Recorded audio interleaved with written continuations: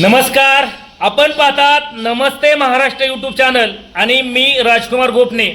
एक धक्कादायक बातमी येत आहे। यवतमाळ जिल्ह्यामधून मुख्याध्यापिका शिक्षिका असलेल्या मुख्याध्यापिकेने आपल्या पतीचा काटा काढलेला आहे। विशेषतः तेही पती शिक्षकच होते आणि दोघेही एकाच संस्थेमध्ये कामाला होते। मुख्याध्यापिका शिक्षिका असलेल्या शिक्षिकेने आपल्या 3 विद्यार्थ्यांना बरोबर घेऊन या आपल्या पतीचा काटा काढला आहे। यवतमाळ जिल्ह्यातील चौसाळा येथे ही घटना घडलेली आहे। याबाबत मुख्याध्यापिका आणि 3 विद्यार्थ्यांना पोलिसांनी जेरबंद केलेले आहे।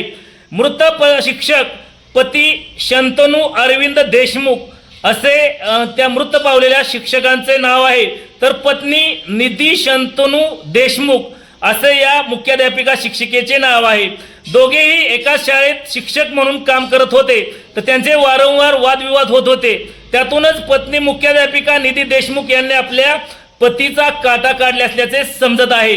यामध्ये मुख्याध्यापिकेने आपल्या शिक्षक पतीची हत्या तर केलीच, परंतु या मृतदेहाची विल्हेवाट लावण्यासाठी चक्क शाळेतील मुलांची मदत घेतली। हे आणखीन एक धक्कादायक वास्तव समोर आले आहे। या दोघांमध्ये वारंवार वाद होत होते।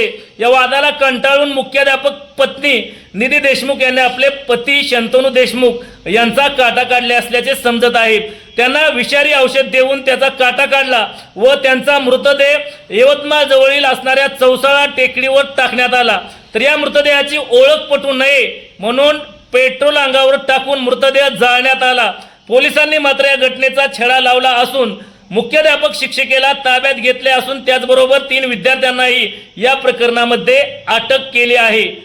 आमचे नमस्ते महाराष्ट्र यूट्यूब चॅनल आपण जर पहिल्यांदा असाल तर नमस्ते महाराष्ट्र यूट्यूब चॅनल आपण सबस्क्राइब करा, बेल आयकॉन दाबा, जेणेकरून आमचे नवनवीन व्हिडिओ लवकरात लवकर थेट तुमच्यापर्यंत पोहोचतील। व्हिडिओ आवडल्यास लाईक आणि शेअर करा। आजच्या व्हिडिओमध्ये इथेच थांबूया, पुन्हा भेटूया नवीन व्हिडिओमध्ये। तोपर्यंत धन्यवाद।